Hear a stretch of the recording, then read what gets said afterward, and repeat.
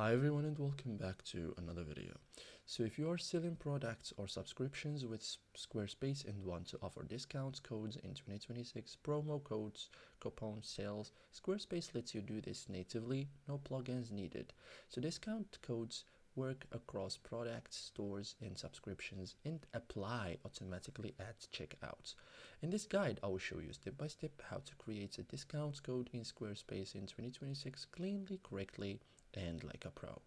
So first thing first, log into Squarespace, open your website, okay, and go home. So go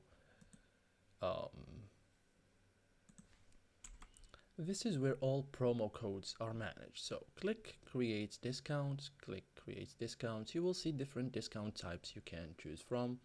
Okay, so choose the discount type. Squarespace offers several options: percentage off, fixed amount off, free shipping. Okay, percentage discounts are the most flexible.